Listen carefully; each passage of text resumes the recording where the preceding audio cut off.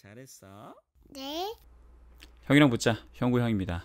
지난 22일 토요일 날 경찰 2차 시험이 있었고 그 경찰 2차 시험에 대해서 제가 당일날 정말 너무 힘들었는데 약속한 게 또 있으니까 사람이 그날 바로 당일 해설 강의를 올렸습니다.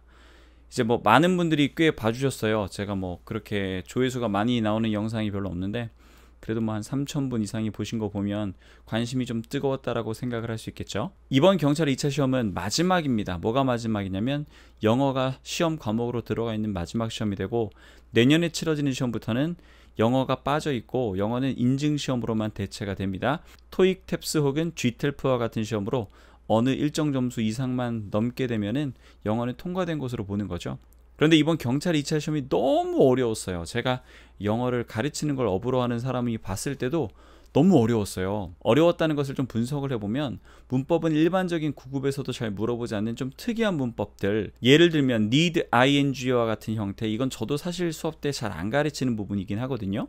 어휘의 경우에도 concoct라든가 아니면 pseudonymous 이런 것들도 사실 많이 물어보는 어휘가 아니었기 때문에 굉장히 풀기가 어려웠을 거라고 생각합니다. 그래서 영어는 뭐 과락만 넘으면 됐다 이렇게 이야기하시는 분들도 있고, 야 나 그동안 진짜 열심히 했는데 정말 허무하다 이런 분들도 있어요. 근데 제가 한마디만 좀 말씀을 드릴게요. 사실 경찰 영어가 이렇게 극강의 알 수 없는 난이도로 출제된 게 처음이 아닙니다. 작년에 1차도 그렇고 작년에 2차도 굉장히 어렵게 출제가 됐거든요. 근데 그때 본인 경찰 시험에 대한 방향에 대해서 고민을 안 하신 것 같아요. 고민을 하셨다면 사실 이 방향이 어느 정도 맞춰서 가든가, 아니면 이런 전략도 있겠죠.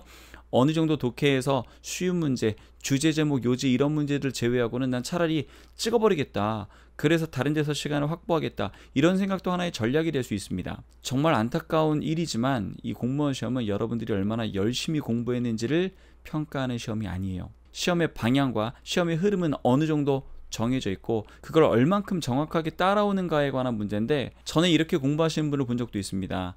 영어 단어 하나를 1000번씩 써서 외우는 거예요. 누가 그 노력에 대해서 뭐라고 할 수는 없겠죠.